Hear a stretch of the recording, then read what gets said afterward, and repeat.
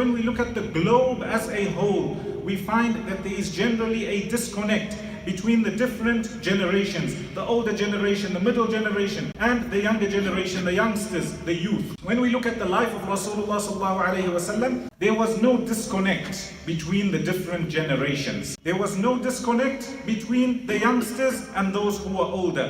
When you ponder over his life, you would find that he used three main steps in order to achieve this, in order to get the best out of the youth. The first is, as we mentioned, there was no barrier. Why was there no barrier? The first, as Anas radiallahu anhu says, Rasulullah sallallahu alayhi wasallam passed by a group of youngsters and he made salam to them.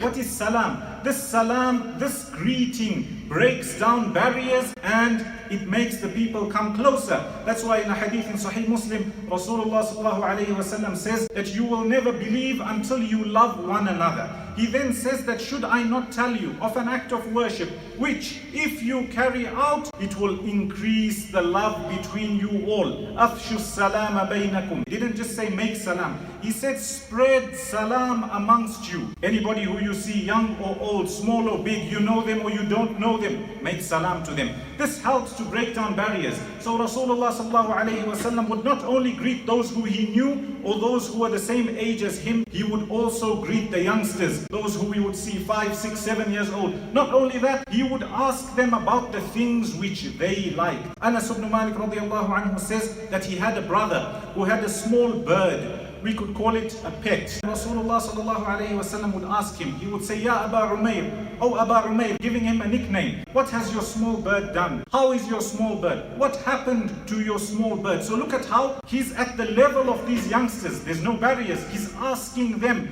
about the things that they liked. He would allow them to ride with him in Hajj when he was leaving Arafah to go to Muzdalifah. He allowed Usama ibn Zayd, who was another youngster, to ride with him. And from Muzdalifah to Mina, he allowed Al-Fadl ibn Abbas radiallahu anhuma to ride with him. So what about us? Sometimes you see a youngster, somebody who you may not know, a Muslim child.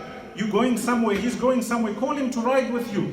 In your car, walking with you, he will benefit from you. Teach them, allow them to benefit from you and spend that time with them. Rasulullah sallallahu alayhi wasallam would call the youngsters to his house to eat.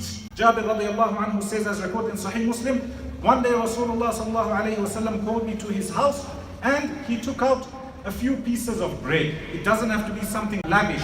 A few pieces of bread over drink. But look at how there were no barriers. He would call them.